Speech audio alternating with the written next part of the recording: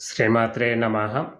ఎవరైనా సరే మనకు వశీకరణ గావాలి అంటే ఈ వశీకరణ గురించి అంటే తెలుసుకునే ముందు, ఈ తంత్రం తెలుసుకునే ముందు నేను కొన్ని విషయాలు జెప్తాం. అదేంటిదంటే మనము ఇప్పుడు ఏవైతే మనం వశీకరణ అంటే ఒక వ్యక్తిని మనం వశపరుచుకోవాలి, ఒక వ్యక్తి మనకు చెప్పినట్లు వినాలి అని అనుకుంటారో, అయితే వాళ్ళు మనకు రక్త సంబంధమైన అంటే భార్యాభర్తలు గానీ, లేదంటే పిల్లలు గానీ, లేకపోతే మన ఇంట్లో అన్నదమ్ముళ్ళు గానీ, అక్క చెల్లెలు ఎవ్వరైనా సరే మేమందరం మంచిగుండాలి. వాళ్ళు మాతోటి మాట్లాడాలి. అంతేగాని ఈ లవర్స్ గానీ, లేకపోతే వేరే వాళ్ళను మనం వశపరుచుకోవాలి అనుకునే అంటే చెడు దృష్టి మీద చేసేవి ఇవి విఫలమైతవి. దాని నుంచి మనము అంటే వాళ్ళు అవుతారు. ఇప్పుడు సపోజు ఇప్పుడు ఎవరన్నా మనకు తెలియని అమ్మాయే గానీ, ఎవరినన్నా వాళ్ళని వశపరుచుకోవాలని జేస్తాం గదా! వాళ్ళవుతారు. కాకపోతే వాళ్ళు మనకయినప్పుడు వాళ్ళు అడిగిన కోరికలు మనం తీర్చలేనప్పుడు అంటే మన పరువనేది పోతుందనమాట. అంటే నడి రోడ్డు మీదకి ఈడుస్తారనమాట. అంటే అలాంటి డేంజరమైన పరిస్థితులు వస్తాయి. అందుకే ఎప్పుడే గాని ఈ వశీకరణ తంత్రాలు జేసేటప్పుడు మనకు అంటే మన రక్త సంబంధమై ఉండాలి. భార్యాభర్తలు, తల్లి, పిల్లలు ఇట్లెవరైనా సరే మనకు గావాల్సిన వాళ్ళ మీదనే చేసుకోవాలి. ఎవరి పైన అంటే వాళ్ళ మీద జేసినామనుకోండి, అవి ఫలిస్తాయి గాకపోతే తర్వాత మన పరువు పోయే పని అవుతది. చాలా జాగ్రత్తగా ఉండండి. అయితే ఎవ్వరైనా సరే మనకొకరు వశీకరణ వాళ్ళు మా వద్ద మాట్లాడతలేరు, వాళ్ళు మంచిగా మాట్లాడాలి, మేము కలిసి ఉండాలి అనుకున్నప్పుడు మీరేం చేయాలంటే ఇది శనివారం జేసినా సరే, లేకపోతే మనకు అమావాస్య రోజు జేస్తేనేమో ఫలితాలు చాలా తొందరగా వస్తాయి.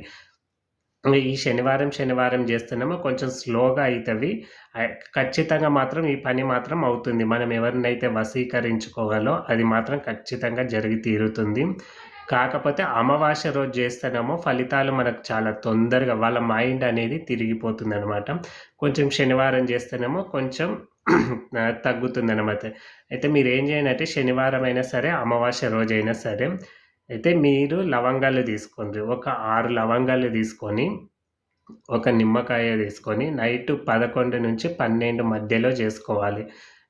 నైటు ఎవ్వరు చూడకుండా శనివారం నైటు 11-12 మధ్యలో మీరేం చేయాలంటే నిమ్మకాయని చేతిలో పట్టుకొని, నిమ్మకాయను మీరు ఎవరైతే మీకు వశీకరణ కావాలో వాళ్ళ పేరు రాయండి. ఒక స్కెచ్ పెన్ తోటి రాసి మీరు 6 లవంగాలు ఆ నిమ్మకాయకు గుచ్చండి. గుచ్చిన తర్వాత మీరు చేతిలో పట్టుకొని మీరు కాళికామాత, లేకపోతే వీరభద్రుడు, లేకపోతే కాలభైరవుడు వీళ్ళలో ఎవ్వరైనా సరే మీరు తలుచుకోండి. తండ్రి నాకు పలానా వ్యక్తి నాతోటి మాట్లాడాలి, నాతో మంచిగుండాలి అని మీరు ఎవరినైతే కాళికాదేవినైనా, లేకపోతే కాలభైరవునైనా, వీరభద్రుడినైనా ఎవ్వరినైనా సరే వీళ్ళలో ఎవ్వరు లేకపోతే పరమేశ్వరుని అయినా సరే, ఓం నమః శివాయ అయినా సరే, ఇట్లా లేకపోతే శ్రీమాత్రే అయినా సరే, ఇట్లా ఏదో ఒక మంత్రాన్ని పఠిస్తూ మీరు అమ్మవారికి సంకల్పం చెప్పుకొని ఆ నిమ్మకాయని ఏం చేయండంటే మీకు ఏదన్నా అంటే ఒక దగ్గర పెట్టేసేయండి ఆ నైట్ మొత్తం. ఎవరు చూడకుండా చేయాలి. నిమ్మకాయని కూడా ఎవ్వరు చూడకుండా పెట్టి ఉదయం నైట్ ఆదివారము దాన్ని మొత్తం కాల్చేసేయండి.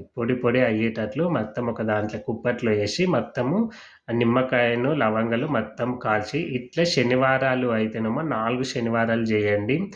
అదేవిధంగా మీకు అమావాస్యలు అయితే గూడంగా అమావాస్య రోజు చేస్తే చాలా మీకు 4 అమావాస్యలు చేసేలోగానే ఆ వ్యక్తి మీ దగ్గర ఉంటాడు. శనివారం అయితేనేమో కొంచెం స్లోగా అయితుందనమాట. ఎందుకంటే మనకంత అంతే మంచి గడియలు ఉండవన్న. అమావాస్య గడియలో ఎందుకంటే ఈ తాంత్రిక పూజలు చేసేవాళ్ళు గానీ, వశీకరణలు చేసేవాళ్ళు ఎక్కువ అమావాస్య రోజు చేస్తారు కాబట్టి, మీకు అమావాస్య రోజు వీలుంటే అమావాస్య రోజు చేసుకోండి. లేకపోతే శనివారం రోజు చేసుకొని, ఈ 4 వారాలు 4 అమావాస్యలు చేసేవారు మీరు ఏ వ్యక్తినైతే చేసిండ్రో ఆ వ్యక్తి ఖచ్చితంగా మీ దగ్గరకొచ్చి తీరుతాడనమాట.